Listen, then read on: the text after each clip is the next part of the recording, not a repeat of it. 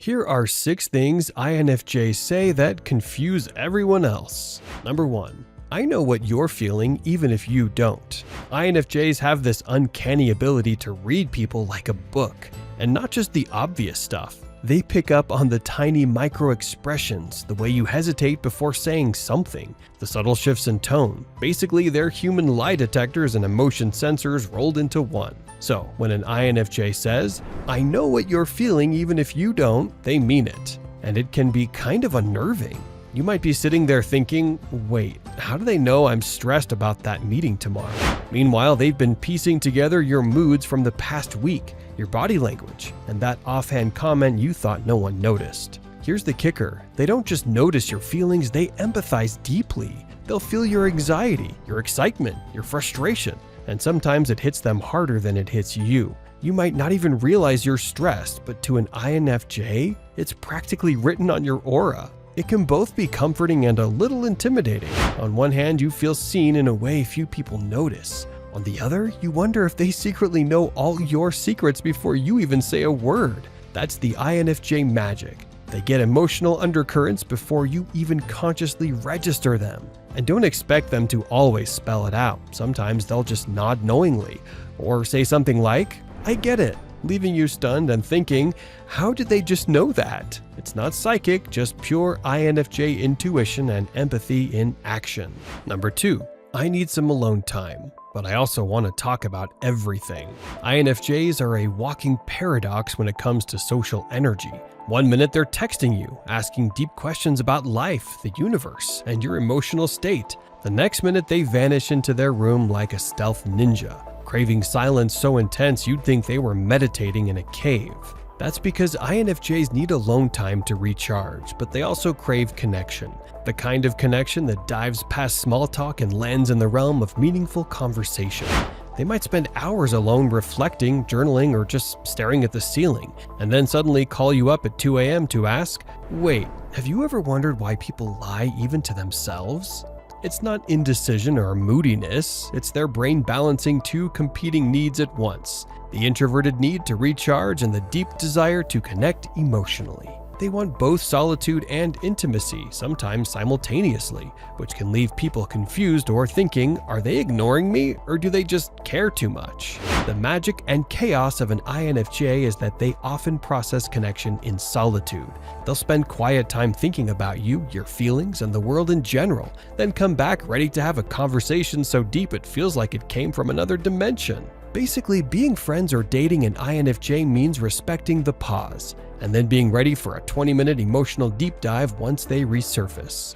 Number 3. I love this, but it also stresses me out. INFJs have this love-hate relationship with basically everything they care about. They throw themselves into projects, friendships, or causes with passion, and then immediately stress about every tiny detail. You might hear them say, "I love doing this," and 2 minutes later, "But what if I messed it up?" Or "didn't do it perfectly," or "made the wrong choice." It's not laziness or indecision, it's just how their brain works. INFJs feel things deeply.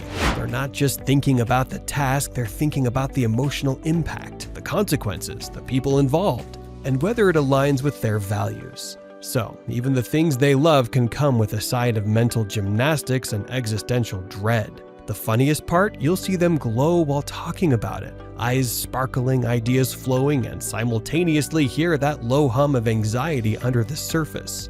It's like watching someone juggle fire, thrilling, impressive, and slightly terrifying. So, if an INFJ says, "I love this, but it stresses me out," what they really mean is, "I'm all in, but my brain is running 1,000 simulations at once to make sure I don't screw it up."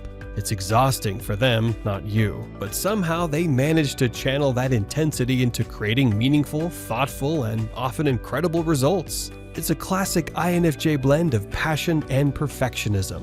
Charming, relatable, and sometimes completely confusing to everyone else. Number 4. I have a plan, but it's still just an idea. INFJs are master planners. In their heads, they have a vision for everything. How their day should go, how a project should unfold, even how a friendship or relationship ideally develops. But here's the catch. Most of the time, these plans are still floating in the idea realm. When an INFJ says, "I have a plan," they might mean they've imagined every detail in their head, mapped out multiple scenarios, and even foreseen the emotional impact on everyone involved. But it hasn't left the thought bubble yet. To the outside world, it can look like indecision, hesitation, or overthinking. To an INFJ, it's simply cautious preparation.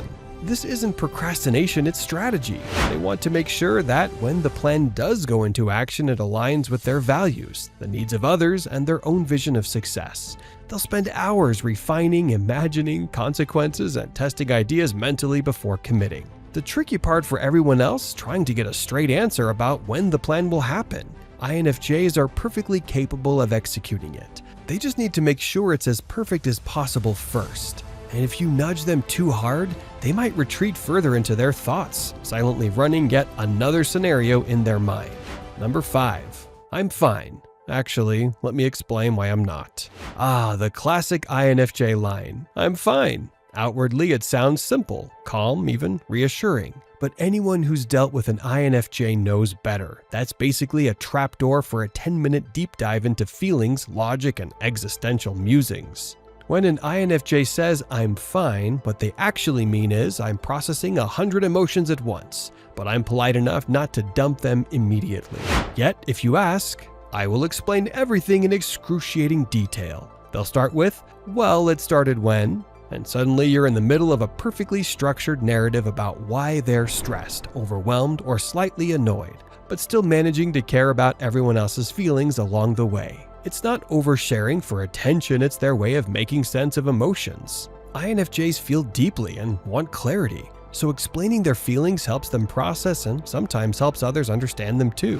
You might think you're just asking, "Are you okay?" But you've just triggered a full emotional TED Talk, complete with examples, nuances, and maybe even philosophical reflections. And the ironic part, by the end you often feel both enlightened and slightly exhausted. But the INFJ, they feel lighter, understood, and a little relieved. That's the magic of this paradox. They can't just say, "I'm not okay," without also giving you the whole emotional map.